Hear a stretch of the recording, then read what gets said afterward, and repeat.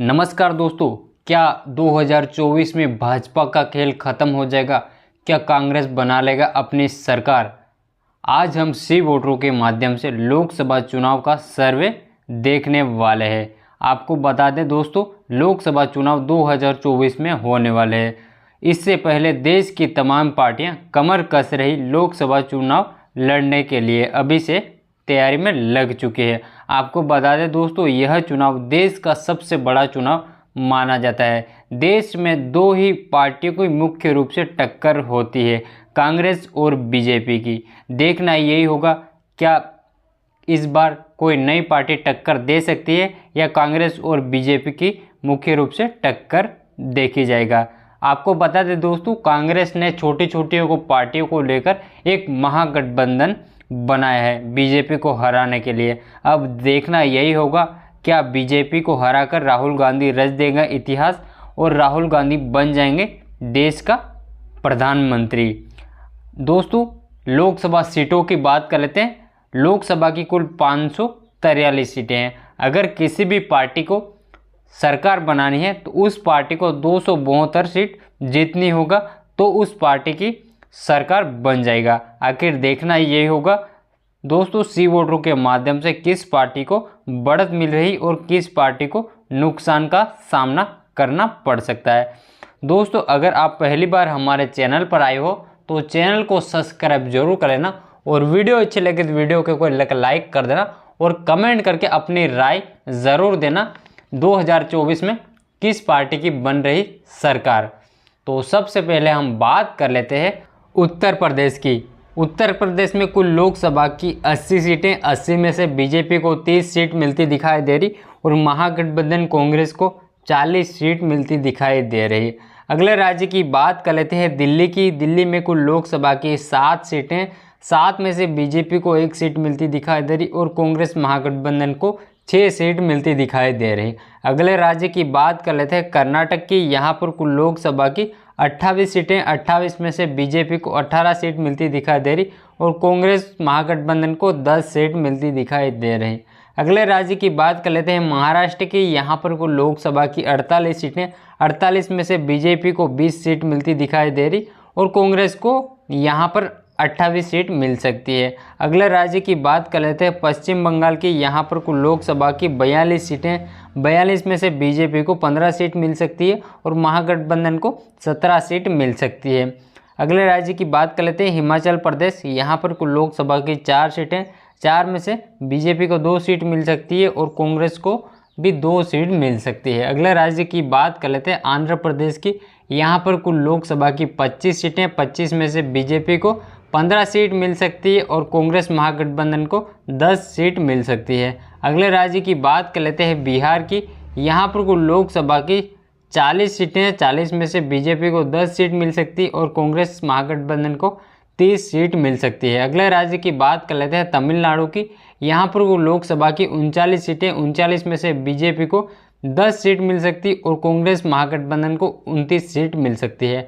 अगला राज्य की बात कर लेते हैं मध्य प्रदेश की। यहाँ पर कुल लोकसभा की 29 सीटें, 29 में से बीजेपी को 10 सीट मिल सकती है और कांग्रेस महागठबंधन को 19 सीट मिल सकती है। अगला राज्य की बात कर लेते हैं नागालैंड की। यहाँ पर मात्र लोकसभा की 1 सीटें, 1 में से 1 बीजेपी के खाते में जाती हुई दिखाई दे रही। यहाँ पर कांग्रेस का सुपड़ा साफ होते दिखाई दे रहा।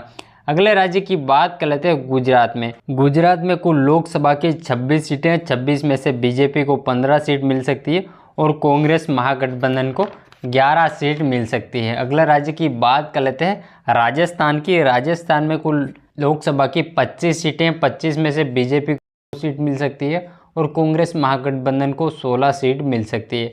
अगले राज्य की बात कर लेते हैं उड़ीसा की। यहाँ पर कुल लोकसभा की 21 सीटें, 21 में से बीजेपी को 12 सीट मिल सकती है और कांग्रेस महागठबंधन को 9 सीट मिल सकती है। अगले राज्य आ जाता केरल। केरल में कुल लोकसभा की 20 सीटें हैं, 20 में से बीजेपी को 7 सीट मिल सकती है और कांग्रेस महागठबंधन को यहाँ पर 13 सीट मिल सकती है। अगले राज्य की बात कर लेते हैं तेलंगाना की। यहाँ पर कुल लोकसभा की 17 सीटें, 17 में से बीजेपी को 8 सीट मिल सकती है और कांग्रेस महागठबंधन को 9 सीट मिल सकती है। अगले राज्य की बात कर लेते हैं असम की। असम में कुल लोकसभा की 14 सीटें हैं, 14 में से बीजेपी को 8 सीट मिल सकती है और कांग्रेस महागठबंधन को 6 सीट मिल सकती है। अगले राज्य की बात कर लेते हैं झारखंड की। झारखंड में कुल लोकसभा की 14 सीटें हैं, 14 में से बीजेपी को 6 सीट मिल सकती है और कांग्रेस महागठबंधन को 8 सीट मिल सकती है। अगले राज्य की बात कर लेते हैं पंजाब की। पंजाब में कुल लोकसभा की 13 सीटें, 13 में से बीजेपी को 3 सीट मिल सकती है और कांग्रेस महागठबंधन को 10 सीट मिल सकती है। अगले राज्य की बात कर लेते हैं छत्तीसगढ़ की। यहाँ पर कुल लोकसभा की 11 सीटें हैं, 11 में से बीजेपी को 3 सीट मिल सकती है और कांग्रेस महागठबंधन को 8 सीट मिल सकती है। अगले राज्य की बात कर लेते हैं हरियाणा की। यहाँ पर कुल लोकसभा की 10 सीटें हैं, 10 में से बीजेपी को 4 सीट मिल सकती है और कांग्रेस महागठबंधन को 6 सीट मिल सकती है। अगले राज्य की बात कर लेते हैं जम्मू कश्मीर की। यहाँ पर कुल लोकसभा की 6 सीटें हैं, 6 में से बीजेपी को 4 सीट मिल सकती है और कांग्रेस महागठबंधन को 2 सीट मिल सकती है। अगले राज्य की बात कर लेते हैं उत्तराखंड की। यहाँ पर कुल लोकसभा की 5 सीटें, 5 में से बीजेपी को 3 सीट मिल सकती है और कांग्रेस महागठबंधन को 2 सीट मिल सकती है। अगले राज्य की बात कर लेते हैं गोवा की। गोवा में कुल लोकसभा 2 सीटें हैं, 2 में से बीजेपी को 1 सीट मिल सकती है और कांग्रेस महागठबंधन को भी 1 सीट मिल सकती है। अगले राज्य की बात कर लेते हैं अरुणाचल प्रदेश की। यहाँ पर कुल लोकसभा की 2 सीट है, 2 में से बीजेपी को 1 मिल सकती है और कांग्रेस महागठबंधन को भी 1 सीट मिल सकती है। अगले राज्य की बात कर लेते हैं त्रिपुरा की। यहाँ पर कुल लोकसभा की 2 सीटें हैं, 2 में से बीजेपी को 1 भी सीट नहीं मिलती दिखाई दे रही। यहाँ पर बीजेपी का सुपड़ा साफ होते हुए दिखाई दे रहा और कांग्रेस महागठबंधन को 2 में से 2 सीट मिल सकती है। अगले राज्य की बात कर लेते हैं मेघालय की। यहाँ पर कुल लोकसभा की 2 सीटें, 2 में से बीजेपी को 1 सीट मिल सकती है और कांग्रेस महागठबंधन को भी 1 सीट मिल सकती है। अगले राज्य की बात कर लेते हैं सिक्किम की। सिक्किम में कुल लोकसभा की मात्र 1 सीट है, 1 में से 1 बीजेपी के खाते में जाती हुई दिखाई दे रही। यहाँ पर कांग्रेस का सुपड़ा साफ होते हुए दिखाई दे रहा। अगला राज्य आ जाता है मिजोरम। यहाँ पर मात्र 1 लोकसभा की सीट है, यहाँ पर कांग्रेस के खाते में सीट जाती हुई दिखाई दे रही। यहाँ पर बीजेपी का सुपड़ा साफ होते दिखाई दे रहा। अगले राज्य की बात कर लेते हैं केंद्र शासित प्रदेश की। यहाँ पर कुल लोकसभा की 6 सीटें, 6 में से बीजेपी को 4 सीट मिल सकती है और कांग्रेस महागठबंधन को 2 सीट मिल सकती है। अगला राज्य की बात कर लेते हैं मणिपुर की।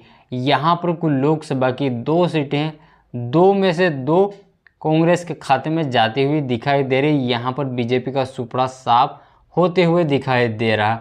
तो दोस्तों ये था लोकसभा चुनाव का ओपिनियन पोल का सर्वे। इसको देखकर बीजेपी वालों की नींद उड़ गई होगा। लोकसभा में कुल 543 सीटें, 543 में से बीजेपी को 222 सीटें मिलती दिखाई दे रही और कांग्रेस महागठबंधन को 321 सीट मिलती दिखाई दे रही।